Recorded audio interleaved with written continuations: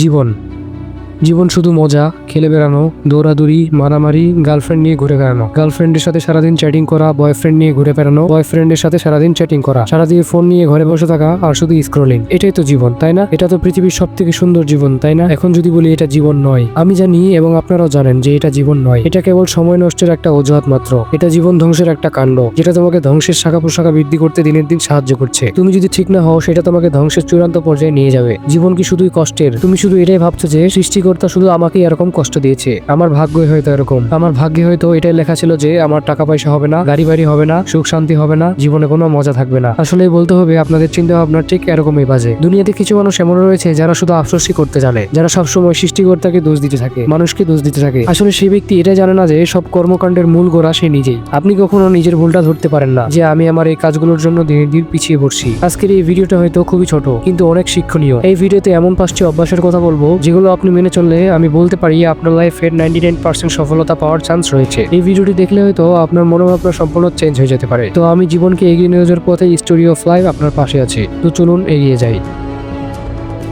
Number 1, সর্বপ্রথম আমি এটাই বলবো যে তোমার লাইফের একটা গোল থাকতে হবে। এটা আমি ফুটবল মাঠের গোলের কথা বলছি না, আমি বলছি তোমার লক্ষ্যের কথা, আমি বলছি তোমার সাকসেসের কথা। তুমি পরবর্তী সময়ে কিংবা ভবিষ্যতে তোমাকে কোন ফর্মে দেখতে চাও সেটা তোমাকে প্রথমত ঠিক করতে হবে। তোমার যদি লাইফে কোনো গোল না থাকে, কোনো লক্ষ্য না থাকে, তাহলে তুমি আগাবে কি নিয়ে বা তুমি পরিশ্রম করবে এবং কি নিয়ে বা তুমি শুরু করবে যদি তোমার লাইফে কোনো লক্ষ্যই না থাকে। এজন্যই বলছি বন্ধু, তুমি কি করবে সেটা তোমাকে নির্ধারণ করতে হবে, কিন্তু আশা করি তুমি যেটা করবে সেটা ভালো কাজ করবে। নাম্বার 2, ধরো তোমার একটা লক্ষ্য রয়েছে আর তুমি সেই লক্ষ্য অনুযায়ী এগোতে চাচ্ছ। হ্যাঁ, আমি সেই গোলের কথাই বলছি, কিন্তু তুমি এটাই বুঝতে পারছো না যে কোথা থেকে শুরু করবে, কিভাবে শুরু করবে, কি দিয়ে শুরু করবে। তো এবার আমি তোমাকে বলছি, আমি তোমাকে যেটা বলবো সেটা হলো তুমি নিজেকে প্রশ্ন করো তোমার কি ভালো লাগে, কোন কাজ তুমি আনন্দের সাথে করো, কোন কাজটা করে তুমি ক্লান্ত হলেও তৃপ্তি পাও। এমন কোনো কাজ যেটা তোমার মনে হয় তুমি অন্যদের চেয়ে এই কাজটা অনেক ভালো পারো এবং তোমার এটা মনে হয় যে কাজটা আমি পারবো, সেটা যত ছোটই কাজ হোক না কেন তুমি শুরু করো। নাম্বার 3, আজ থাক কাল করবো। এটা হচ্ছে একটা বড় সমস্যা। আজকে তোমার যে কাজটা করার দরকার ছিল এটা তুমি করলে না, কালকের জন্য ফেলে রাখলে।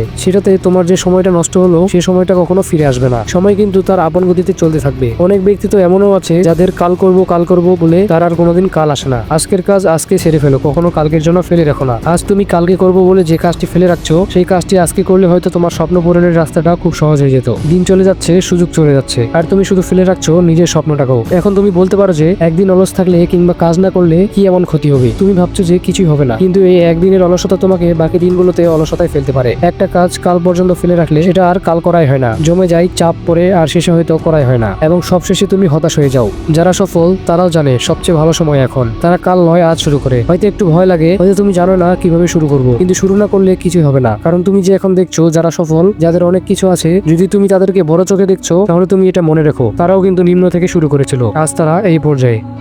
নাম্বার 4, গার্লফ্রেন্ড আর বয়ফ্রেন্ড। এই টপিকটা যদি তোমার মধ্যে থেকে থাকে এটাকে একটা ট্রেন্ডও বলা যেতে পারে। এই টপিকটা যদি তোমার মধ্যে থাকে তাহলে তোমাকে বাদ দিতে হবে, আর এটা বাদ দেওয়া সহজ না সেটা আমিও জানি। আমি এটা বলছি না যে সব মেয়েরাই খারাপ হয়, কিংবা এটাও বলতে চাচ্ছি না যে সব ছেলেরাই খারাপ হয়। আসলে বন্ধু, তুমি যদি ভুল মানুষের সাথে জীবন যেমন অতিবাহিত করো তাহলে সে তোমার জীবনের কাল হয়ে দাঁড়াবে। তুমি আগে এটা দেখো যে মানুষটা তোমার জীবনে এসেছে সে তোমার টাকা পয়সা দেখে এসেছে না তো, এবং সে শুধু তোমার ফিলিংস নিয়ে খেলা করার জন্য এসে নেই তো। এমন কিছু মেয়েরা রয়েছে যারা শুধু টাকার জন্যই তোমার গার্লফ্রেন্ড হয়ে থাকে কিংবা তোমার পার্টনার হিসেবে পরিচয় দেয়, কিংবা কোনো স্বার্থের জন্য। কিন্তু বন্ধু, সব মেয়েরা কিন্তু একই রকম হয়ে থাকে না। আমি এটার প্রমাণও পেয়েছি। কিছু মেয়ে শুধু তোমাকে পেতে চায়, তোমার টাকা পয়সা থাকুক বা না থাকুক, তোমার অবস্থান কি আছে কি নেই। কিন্তু বন্ধু, আমি তোমাকে এখন একটা কথা বলবো, সেটা তোমাকে গভীর মনোযোগ দিয়ে শুনতে হবে। আমি ছেলেদের উদাহরণ দিয়ে বলছি। ধরো তুমি একজন মেয়ের সাথে রিলেশন করছো, তবে সেটাকে রিলেশন বাদ দিয়ে ভালোবাসা বলা যেতে পারে। ধরো তোমাকে মেয়েটা খুবই ভালোবাসে, তোমার টাকা পয়সা দেখে নয় বরং তোমাকে সে চাই, তোমাকে সে মন থেকে ভালোবাসে। যদি তুমি ভালো ছেলে হয়ে থাকো, তুমিও যদি তাকে ভালোবেসে থাকো, তাহলে তুমিও তো তাকে তোমার মতো পেতে চাইবে। কিন্তু এই রিলেশন বা ভালোবাসার শেষ পরিণাম কিন্তু খুবই ভয়ঙ্কর এবং খুবই কষ্টদায়ক হয়ে থাকে।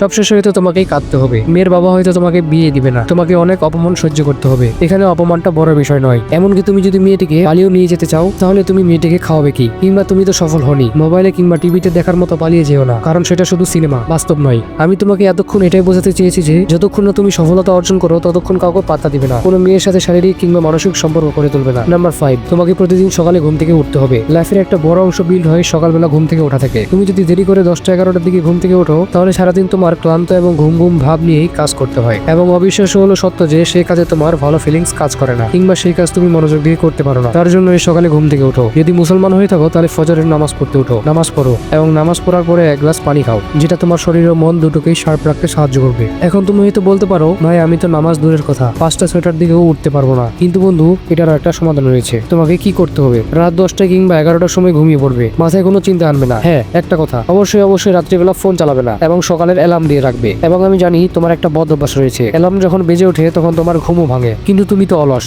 তুমি তখন চিন্তা করো যে না, আর একটু ঘুমিয়ে নিই, আর 5 মিনিট পরে উঠবো। তারপরে 5 মিনিট যাওয়ার পরে আবার তুমি ভাবো আর একটু ঘুমিয়ে নিই। তুমি অলসতার সাথে টেক্কা দিয়ে উঠতে পারছো না। তোমার এই 5 মিনিট আর 5 মিনিট হয় না, এই 5 মিনিট হয়ে দাঁড়ায় 3-4 ঘন্টায়। তখন তুমি উঠে আফসোস করো। যখন তোমার অ্যালার্ম বাজবে, মনকে জোর দিয়ে ঘুম থেকে উঠে পড়ো। আমি জানি এটা তোমার প্রথম করতে অনেক কষ্ট হবে, কিন্তু এটাই তোমার একটা সময় গিয়ে অভ্যাসে পরিণত হবে। জীবন তোমার সফলতা অন্য কেউ এনে দিবে না। দেখতেও তো পারো তোমার বাবার দিকে, তোমার মার দিকে, তারা কত কষ্ট করে তোমাকে লালন পালন করেছে কিংবা করছে। কখনো তুমি এটা মনে করো না যে যারা সোনার চামচ মুখে দিয়ে এসেছে তারাই ভাগ্যবান। হ্যাঁ, তারা ভাগ্যবান, কিন্তু ততটা নয় যতটা একজন সফল মানুষ। সোনার চামচ মুখে নিয়ে আসাকে সফলতা বলে না। সোনার চামচ মুখে নিয়ে জন্মানো মানে হলো কেউ জন্ম থেকেই ধনী পরিবারে এসেছে, তার জীবন শুরু হয়েছে অনেক টাকা পয়সা নিয়ে এবং অনেক সুযোগ সুবিধা নিয়ে, কিন্তু এটাকে সফলতা বলা যায় না, কারণ এই সুযোগ সুবিধাগুলো সে নিজে অর্জন করেনি, পেয়েছে শুধুমাত্র জন্মসূত্রে। তাহলে সফলতা কাকে বলে? এবার বলি, সফলতা হলো নিজের পরিশ্রম, অধ্যবসায় ও আত্ম উন্নতির মাধ্যমে লক্ষ্যে পৌঁছানো। অর্থাৎ তুমি যখন নিজের লক্ষ্যে কঠোর পরিশ্রম করো, চ্যালেঞ্জের মুখে হাল ছাড়ো না, ব্যর্থতার পরও উঠে দাঁড়াও, নিজের যোগ্যতা ও মেধায় কিছু অর্জন করো, তখনই তুমি সত্যিকারের সফল। এটাই বাস্তব বন্ধু।